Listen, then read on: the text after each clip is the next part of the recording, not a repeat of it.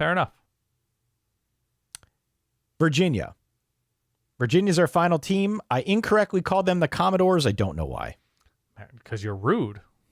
They are the Cavaliers. They basically the got Who's. They got smoked by everybody last year, with the exception of the 5 games they won and that close home loss against Louisville. You and I, we often refer to the Athlon preview. I mentioned this quote on our ACC overview show. By the way, I've taken to calling it the Bathlon because that's where it resides. The Bathlon? Right Perfect. next to my toilet. It's the best. That's perfect. The zinger here, and I won't read the full quote, was some anonymous coach said that Virginia is never really a team you worry about playing because they lack discipline. They have no real identity. Okay.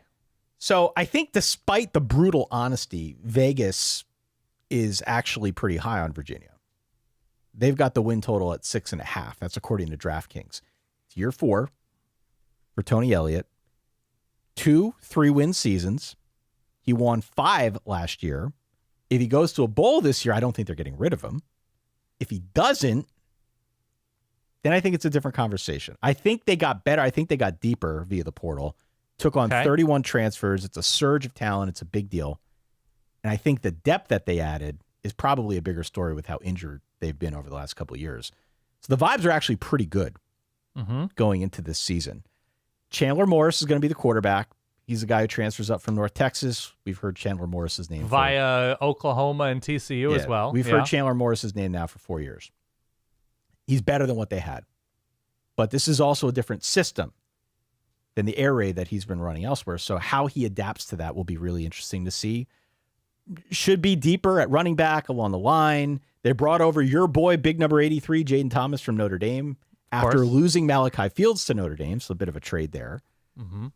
They were very targeted in how they used the portal on defense to try and give a boost to the line there and the secondary. They really went for it in the secondary, which they absolutely needed to fix. They desperately needed, Yeah. So what I found in my research, surprisingly so, is that of the guys they targeted, tended to be more guys with an aggressive attacking mentality, guys that could help with the pass rush, that type of thing.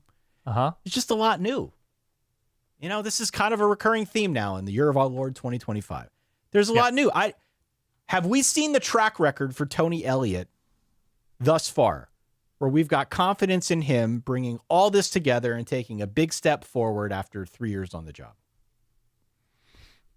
Do we feel confident in that? If there are better players on this too deep, sure. It might just be a Jimmy and Joe situation.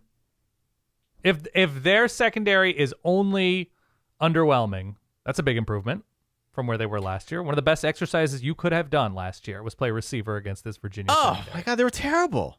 Yeah. They're horrible. So, I don't know. I don't feel great about Virginia. I like the aggression that they're operating with, but I just, going into a season, if you're going to feel good about a team making a bowl, going 8-4, something like that, having a major turnaround or a major jump, to me, there has to be something proven on the roster specifically. And I like Chandler Morris as a quarterback. I think if the offensive line is any good, they might be able to run a decent enough offense. But against their schedule is pretty easy, right? It's the easiest in the conference, I believe. Right. Even then, like, they're going to be giving up 28-30 a game, something like that. I guess if they're a team that you feel confident in for whatever reason, that they're going to win a bunch of 50-50 games, sure, they're going to go 6-6, 7-5. But even then, even against this schedule, I don't feel great. Just a talent level thing to me. It's talent. It's taking advantage of a schedule. Again, they missed both Clemson and Miami and SMU. And SMU. Yeah, and SMU. Florida looks like 4-8. Can they manage 2 to 4 more wins to get to a bowl? Can they get to 8 wins against this? If they have 8 wins, it's a revelation, given where the program's been. I don't see it. Well, NC State's going to be in a brawl the week they play against Virginia. The week before they play against Virginia. Correct. So there's that. Yep. So now you're looking with Virginia, Stanford at home, you're looking pretty good there. The week before Florida State has Virginia on the road, which I think is a Friday night. So it's a short week road for Florida State after the worst FBS program in America and Kent State. That's what Florida State has. And then Virginia has, I don't know who Wazoo has the week before them. Louisville has Pitt on the road, your dear Pitt Panthers. Love Pitt. So Pitt that's this weird year. little stinker potential. Yep. North Carolina is traveling across the country to play against Cal the week before Virginia. Weird little stinker potential. You like that. That's going to Wake be your Forest, new thing, isn't it? That's going to be on a shirt someday. Some weird little stinker. Yep. I don't think people are going to love wearing that shirt. It'd be a good baby thing. I digress. Duke has UConn the week before, but it's on the road. Who knows? And Virginia Tech the week before they play Virginia has Miami.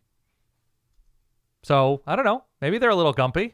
There is some weird little stinker potential here with Virginia. Yeah. I'll give you that. I'll give you that. I'm not putting my money. But you're banking on a lot there. Yeah, I'm not putting my money on over 6.5, but you can at least chart that course. Yeah. You can squint if a lot of these transfers on defense work out. Sure. The Virginia Cavaliers. Cavaliers. The Who's. For those playing along at home.